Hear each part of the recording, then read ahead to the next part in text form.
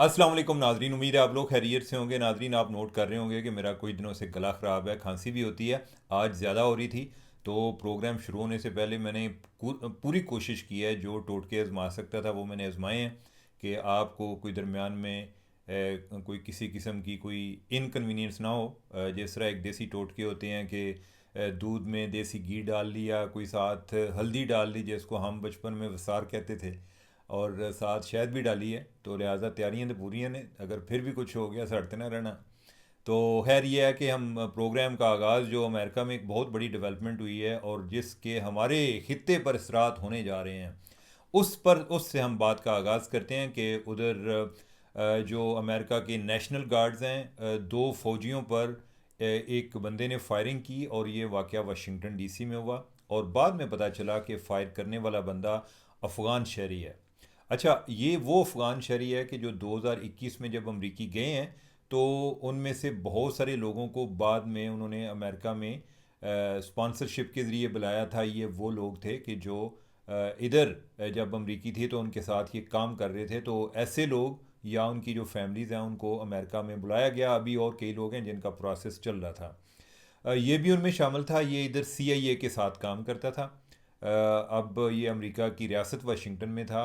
Washington जो state है और वाशिंगटन डीसी, ये दो मुख्तलिफ जगह हैं। डीसी जो है आप समझें कि उनका जो है जिस तरह साड़ा डीसी होता है ना, तो इनका जो है कैपिटल है। तो वाशिंगटन डीसी उसको कहते हैं, District of Columbia. DC mean District of Columbia. तो उधर उसने फायरिंग की है और वो पकड़ा गया। और उसके बाद जो एक इम्पैक्ट आया ओवरऑल पूरे अफ़गान शहरियों पर, जो उनकी जो ये कागज़ पेपर्स प्रोसेस हो रहे थे, जो बाकी लोगों ने जाना था, वो सारा अमल अमेरिका ने रोक दिया है। अब उस बंदे पर फोकस है और ट्रंप ने इसको दहशत गर्दी का अमल करार दिया है। वो बड़े एक नाजुक हालत में है जिन पर फायर किया गया। पुलिस ने इसको भी ओवर पावर करने के लिए इसको भी फायर किया। अभी ये बंदा हॉस्पिटल में एडमिट है। अब इसके बहुत ज़्यादा एक असरात होंगे। बहुत सारे लोग आप में से खुश होंगे इन अफ़गानियों का इलाज है, लेकिन फ्रैंकली मैं आपको बताऊं कि मेरा दिल इनके मामले में बड़ा नरम है। जो तालिबान हैं उनको और मैं इनको मिक्स नहीं करता। मुझे इन पर तरस ज़्यादा इसलिए होता है कि ये लोग हालत हिजरत में हैं। तो अब ये है कि जो पाकिस्तान में है, ये इन पर भी ज़्यादा परेशानियाँ आएंगी। बाकी जिन जिन ममालिक में हैं वो हर जगह पर ये एक इनकी स्क्रूटनी बढ़ जाएगी। तो इस तरह के जो गंदे अंडे हैं वो पूरे मुआशरे के लिए, अपनी पूरी कम्युनिटी के लिए मसाइल पैदा करते हैं। आपके नॉलेज में होगा, हम भी कोई इन चीज़ों से स्ट्रेंजर नहीं है। 9/11 के बाद जब भी किसी जगह पे किसी पाकिस्तानी का जिक्र आता या पाकिस्तानी का ना आता, तो पता चलता कि जिस जगह से उन्होंने ट्रेनिंग ली हुई है वो पाकिस्तान से ली थी, या इवन अफ़गानिस्तान गया था तो वाया पाकिस्तान गया था, तो पाकिस्तान का किसी न किसी तरीके से जिक्र आ जाता था। तो हमें भी लोग बड़ा एक शक की नज़र से देखते थे। अल्हम्दुलिल्लाह वैसे वक्त के साथ साथ पाकिस्तान ने बड़ा सीखा है, अवाम ने भी सीखा है, रियासत ने भी बड़ा सीखा है कि किस तरह हमें एक ज़िम्मेदारी के ज़िम्मेदाराना अंदाज में रहना चाहिए। तो अच्छा, एक तो वो डेवलपमेंट होगी, एक और डेवलपमेंट हुई है, ये तो अमेरिका के हवाले से होगी। दूसरी डेवलपमेंट हुई है ताजिकिस्तान में, और ये अभी लेटेस्ट है। जब मैं आपसे बात कर रहा हूँ तो ये तुम समझो चौंधी चौंधी खबर है, अभी आई है। और उधर ताजिकिस्तान की हुकूमत ने ऐलान किया है, उन्होंने ऑफिशियल स्टेटमेंट जारी किया और उन्होंने कहा कि जो अफ़गानिस्तान के साथ बॉर्डर एरिया है उधर एक चाइनीज़ कंपनी का कैंप है और उस पर आकर ड्रोन गिरा। अब ये ड्रोन किधर से गिरा है? वो कहते हैं कि ये अफ़गान टेरिटरी से आया है। अफ़गान टेरिटरी से किसने गिराया? जो खदशा है, जो शक है, वो ये है कि जो एक चीनी उधर रहते हैं, जो कि चीनी डिसिडेंट्स हैं, और वो उधर रहते हैं ताजिक नस्ल के। कुछ लोग कहते हैं कि उन्होंने किया है। कुछ लोग कहते हैं कि बेसिकली वो ताजिकुल नस्ल नहीं है, लेकिन ये है कि जो मुसलमान हैं चीनी, उनमें से कई मिलिटेंट्स हैं जो कि तालिबान के साथ जाकर मिल गए हैं। तो उन्होंने उन पर टारगेट इसलिए किया है क्योंकि उधर जो चीनी कंपनी है वो काम करती थी, तो उनका हदफ जो है वो चाइनीज़ कंपनी थी। अब इससे अब ये देखें कि दुनिया की दो बड़ी ताकतें, उनकी एक से दम तवज्जो अफ़गानिस्तान की तरफ चली गई कि अफ़गानिस्तान वाले जो हैं हमारे लिए एक मसला बन गए हैं। तो अब मैं इन दोनों डेवलपमेंट्स को, एक कल हुई है और एक अभी हुई है, तो मैं इनको दोनों को जब इकट्ठे मिलाकर देखता हूँ तो मुझे लग रहा है कि जैसे इधर जो है दोबारा आके सींग फंसने हैं। और ये एक नेशनल सिक्योरिटी क्राइसिस बनता जा रहा है। जो बड़ी ताकतें हैं उनके लिए भी अफ़गानिस्तान एक नेशनल सिक्योरिटी क्राइसिस बनता जा रहा है। हमारे लिए तो है ही है। जिस तरह हमारे टीटीपी वाले अफ़गानिस्तान में जाकर पनाह लेते हैं, इसी तरह जो चाइना के कोई ऐसे मुसलमान जो मिलिटेंट्स हैं वो भी उधर जाके पनाह लेते हैं। तो लिहाजा ये एक चाइना के लिए भी एक थ्रेट है। अब अमेरिका के लिए उधर बैठे थ्रेट हो गया। और ताजिकिस्तान वाले जो हैं वो भी इनसे पनाह मांग रहे हैं। तो ये बड़ा एक कॉम्प्लेक्स किस्म का क्राइसिस पैदा हो रहा है, जिसके नतीजे में जो लोग जो अफ़गान मुहाजरीन बैरून मुल्क रहते हैं उन पर भी वो भी ज़ेर ताब आएंगे। और ये जो तालिबान हैं इनको तो आना चाहिए, ये भी मुझे लग रहा है कि जैसे ज़ेर ताब आएंगे। इधर अब अफ़गानिस्तान में जो बड़ी ताकतों की दिलचस्पी बढ़ेगी। हमें हमारे साथ तो ये जिस तरह की हरकतें कर रहे थे वो इनको बिल्कुल स्पेयर नहीं करेंगे। मैं एक और इशू पर बात करना चाह रहा था इसी के रिलेटेड अफ़गानिस्तान के हवाले से, लेकिन मेरा ख्याल है कि आज ये डोज ज़्यादा हो गई है। कल हम कर लेंगे और बाकी इशू भी हैं, भी हमने उन पर भी बात करनी है। एक और जो आज हमारा एक बड़ा नेशनल सिक्योरिटी इशू बना हुआ है वो ये है कि जो फील्ड मार्शल हैं आसम मुनीर साहब, उनको अभी तक कमांडर ऑफ डिफेंस फोर्सेस का नोटिफिकेशन जारी नहीं किया गया। तो ये तो बहुत बड़ा एक क्राइसिस है। आज 27 तारीख थी और आज शाह शमशाद मिर्ज़ा वो चले गए, बल्कि वो तो कल से चले गए। यानी कि होता यही है कि 27 को अगर उनकी अपॉइंटमेंट हुई तो 26 को वो अगली जिस आगे जब वो दिन आ रहा होता है तो 27 को नया बंदा आता है। तो वो तो कल उनको तो रुखसत कर दिया गया, गुड बाय कर दिया गया। तो आज जो उनकी जगह पे चेयरमैन की जगह पे, chairman joint chief of staff committee की जगह पे जो नया ओहदा क्रिएट किया गया कमांडर ऑफ डिफेंस फोर्सेस, उसको वो भी ओहदा आसम मुनीर साहब के पास है, लेकिन उनके नोटिफिकेशन जारी नहीं हुआ। तो इस लिहाज से लोग परेशान हैं कि क्या कोई मसला तो नहीं चल रहा, क्या को प्राइम मिनिस्टर जो हैं वो कोई नखरे तो नहीं दिखा रहे, कोई एटीट्यूड तो नहीं दिखा रहे। हालांकि प्राइम मिनिस्टर जो है नहीं कि उन्होंने कभी इस तरह सोचे ही नहीं है कि मैंने एटीट्यूड दिखाना है। एटीट्यूड दिखाना तो दूर की बात है, उन्होंने कभी सोचे ही नहीं है कि मैंने ये दिखाना है। तो लिहाजा ये तो अगर कोई बंदा बातें करता है तो वैसे अगर कोई थोड़ी देर कोई घंटा दो गपशप लगानी हो जिसमें ख्याली तौर पे हुकूमत का गिराना हो तो वो तो ठीक है, लेकिन मुझे को हकीकी तौर पे ऐसा नज़र नहीं आता। फिर खैर ये है कि मैंने जब अवाम में इसराफ देखा, इसराफ से मुझे याद आया कि आज वो मिशी खान जो है उसने भी कोई एक बड़ी रोने वाली अपनी वीडियो बनाई हुई है जी कि इमरान खान का बताएं। वो कोई कई लोग बातें कर रहे हैं कि पता नहीं वो दुनिया में नहीं रहे या क्या बातें होती हैं, अल्लाह ताला इन्होंने किवें बंदा दसे। अब मैं तो कल का कह चुका हूँ, बता चुका हूँ, लेकिन ये है कि ये इसराब ख़त्म नहीं हो रहा। अब जो नया इसराब आज जो है वो पैदा हुआ है वो ये है फील्ड मार्शल वाला। तो इस हवाले से जब मैंने मज़ीद चेक किया कि इस इसराब के पीछे क्या है, जो प्राइम मिनिस्टर हैं क्या वो खुदा नास्ता कोई एटीट्यूड दिखा रहे हैं या क्या मसला है, तो पता चला कि प्राइम मिनिस्टर जो हैं वो कोई आउट ऑफ कंट्री भी हैं। यानी कि आपने भी देखा होगा बहरीन वगैरह भी गए थे, हो सकता है कि आज शायद रात को पहुंच गए हों या जो है कोई पहुंचने वाले हों। तो उस लिहाज से जो नोटिफिकेशन का इजरा है वो उसके साथ मशरूत था कि वो जो ही वापस आते हैं तो वो कर देंगे। और दूसरा ये है कि वो ये भी चाहते थे कि ये भी मुमकिन है कि कल कोई इस मामले में तकरीब का इनकाद किया जाए। वो चाहते हैं कि जनाब असी आसम मुनीर नू पूरी शान दे नाल, शान शौकत दे नाल उसको हम जो है कमांडर ऑफ डिफेंस फोर्सेस के, ये एक नया ओहदा है, पहले वो कमांडर ऑफ डिफेंस फोर्सेस होंगे। तो पूरी एक जो है ना सज धज के साथ हम जो है ये सारा काम करें। तो इस वजह से हो रहा है। तो लिहाजा लोगों को परेशान होने की ज़रूरत नहीं। अगर आपने को बाकी इसके अलावा को काम करना है तो वो ज़रूर करें, इन गल्लां जितना परेशान ना होया करो।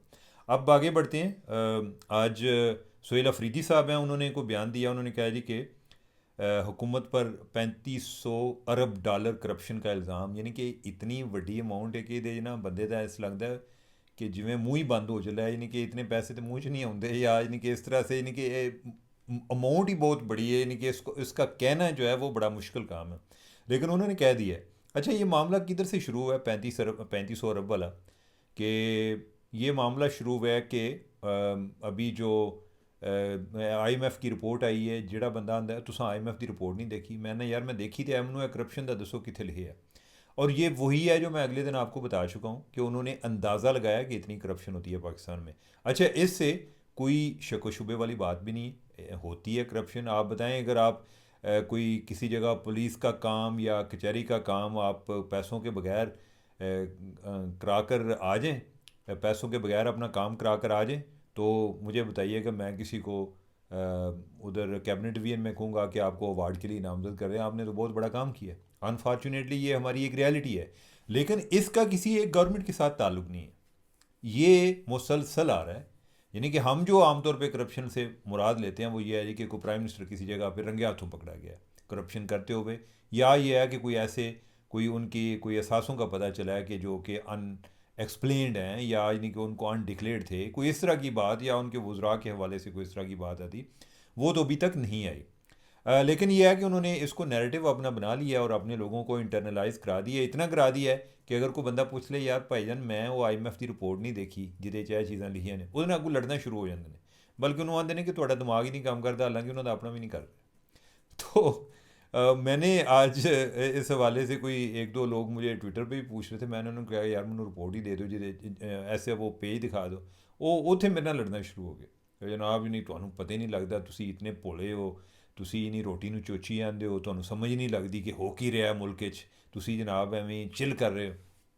एनीवे तो हूँ जो अजकल जी है सोहेल अफरीदी ने वही बात आज जो है वो कर दी है। लेकिन अगर ये 3500 खरब कितनी 5300 सॉरी 5300 अरब 5300 बिलियन का जो इल्ज़ाम लगाया, अगर IMF की रिपोर्ट पे जाए तो उसमें सोहेल अफरीदी जो है वो भी करप्ट है, जो KP की गवर्नमेंट है वो शायद हो सकता है दूसरों से ज़्यादा करप्ट हो। तो ये जो एक इंडेमिक करप्शन है, जो कि एक हमारा एक वे ऑफ लाइफ है कि जिधर लोग नमाज भी पढ़ते हैं और पैसे भी लेते हैं, वो कहते हैं कि जनाब अल्लाह ने भी राज़ी रखना है, दुनिया ने भी रखना है, तो ये हर जगह पर चल रहा है और इसका किसी एक गवर्नमेंट के साथ ताल्लुक़ नहीं है। अब यह है कि आज जनाब पाकिस्तान को एक UK में बड़ी फतह हुई है और इंडिया को फिर हमने भगा दिया है। उधर ऑक्सफोर्ड यूनियन ने कोई डिबेट का अहतमाम किया हुआ था, जिसमें पाकिस्तान से जिन लोगों ने शरीक होना था उसमें जनरल ज़ुबैर ही आते हैं, retired chairman joint chief of staff committee, और दूसरे हिना रबानी खैर जो हमारी फॉर्मर फॉरेन मिनिस्टर हैं, वज़ीर ख़ारजा हैं साबिक़। तो इन्होंने जाना था, उत्थे गए जनाब जेड़े जगह ते सारा पिंड पैना सी, उत्थे इंडियन आए नहीं, वो चले गए, तो लिहाजा इनको जो है ये एक बिला मुकाबले जीत के आ गए।